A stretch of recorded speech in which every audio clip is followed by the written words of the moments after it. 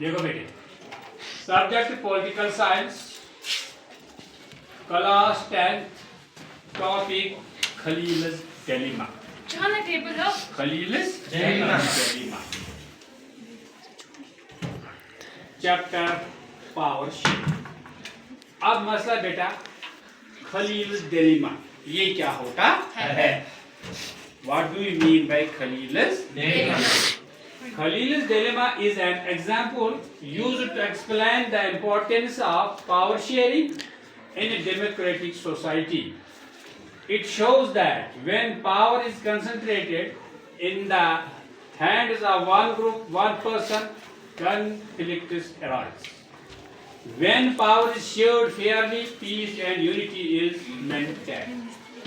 Khalil's dilemma ये था कि ये एक एग्जाम्पल है, मिसाल हमें देता है कि अगर हम पावर शेयरिंग में एक डेमोक्रेटिक सोसाइटी में अपने पावर्स एक पर्सन को हवाला करेंगे या एक ग्रुप को हवाला करेंगे तो क्या होगा?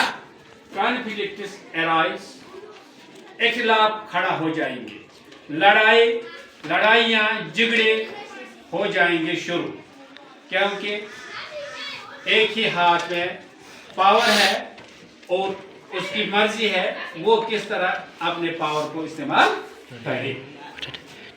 When power is shared fairly, जब जायज तरीके से ताकत को हम बांटेंगे, and unity is maintained, फिर इत्तेहाद, अमन, पीस कायम हो जाएगा। वही है खलील's dilemma। यानी खलील's dilemma का मतलब है खलील तनाव में है, सोच में पड़ा कि हम पावर को किस तरह, पावर शेयरिंग को हम किस तरह बांटेंगे। Now, what is खलील's dilemma? अब मसला है खलील's dilemma क्या था, खलील इसके बारे में क्या सोच रहा था। Khalil is a functional character who faces difficult choices like as। ये एक फंक्शनल कैरेक्टर है किसमें? पावर शेयरिंग में, जिसने बहुत सारी डिफिकल्टीज, मुश्किलात देखे। Number 1, if he keeps all power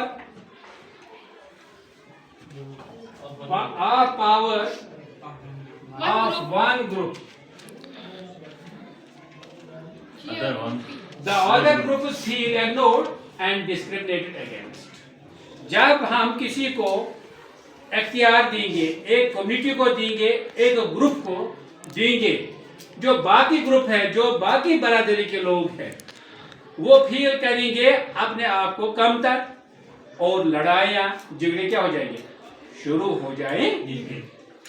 If he shares power everyone, अगर वो पावर हर एक को देगा, all groups get chance of participating in decision making, हर एक को मौका मिलेगा फैसला साजी में, leading to harmony and trust, और वो हारमोनी, बराबरी की तरफ और एतमाद वो हासिल करें, यानी वो डिस्क्रिमिनेशन फील नहीं करेंगे। These difficulties known as Khalil's dilemma। These difficulties known as, इन्हीं को बोलते हैं Khalil's dilemma। What does it teach us? अब मसला है ये हमें क्या, किसकी तालीम देता, ये हमें क्या सिखाता है। It teaches us like as, ये हमें तालीम देता है इस तरह, ये as power should not be given to a single person, single group or single community। क्या कहते हैं? यानी हुकूमत हमें नहीं देनी चाहिए एक आदमी को, एक फैमिली को और एक कम्युनिटी को, इनके हाथों में नहीं होनी चाहिए। दूसरा point, every community should have access in government, हर एक को पहुंच होनी चाहिए कहां, हुकूमत तक, गवर्नमेंट तक, असेंबली तक। Power sharing reduces conflicts and strengthen democracy. ये जो पावर शेयरिंग है इससे कम हो जाते हैं क्या, लड़ाइयां झगड़े, और डेमोक्रेसी मजबूत हो जाती है। Equal participation creates unity, justice and peace. जब बराबरी पर पावर दिया जाएगा, बराबरी होगी, तो क्या होगा, यूनिटी होगी, जस्टिस होगी एंड पीस, अमन होगा। Why power sharing is important. अब मसला है ये पावर शेयरिंग इतनी अहम क्यों है। Power sharing is important because of the following reason. ये जो पावर शेयरिंग है ये इंपॉर्टेंट है नीचे दिए कुछ बातों की वजह से। मसलन power sharing prevent social and political conflict. Power sharing से हमें पहले ही समाजी लड़ाइयां और पॉलिटिकल लड़ाइयां खत्म हो जाती है। दूसरी बात, it protect the rights of minorities. इससे जो माइनॉरिटीज होते हैं उनके हुकूक का तहफ़्फ़ुज़ किया जाता है। It strengthen the democracy. इससे डेमोक्रेसी जमहूरियत मजबूत हो जाती है। It promotes national unity. ये कौमी यकजहती को प्रमोट करती है।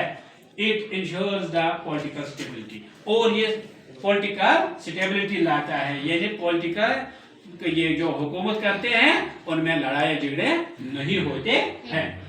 फॉर एग्जाम्पल, मतलब इसके लिए मिसाल मैं दूंगा, इन ए स्कूल, एक स्कूल में if every class are included in the students council, अगर हर एक क्लास को स्टूडेंट्स काउंसिल में हिस्सा दिया जाएगा, एवरीवन फील्स रिप्रेजेंटेड, हर एक को क्या मिलेगी, नुमाइंदगी मिलेगी, एंड हैप्पी, खुश होंगे।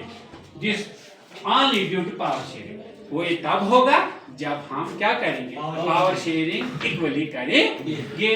ये था बेटा खलील डिलेमा। समझ आया? इस तरह मुझे आज आपको खलील डिलेमा चैप्टर डिलीवर करने में आसानी हो गई कि जब आपने थोड़ा घर में इसको पढ़ के आप आए हैं। आपने, मुझे उम्मीद है कि आपको अच्छे तरीके से ये मेरा लेक्चर समझ आया होगा। तो इंशाअल्लाह आइंदा मैं आपको बताऊंगा farming of power share Monday को मैं बताऊंगा। तो तब तक आपसे मैं रुखसत लूंगा। खुदा हाफिज। मगर इस वीडियो को लाइक, शेयर और सब्सक्राइब जरूरी करो, वो आप करते नहीं।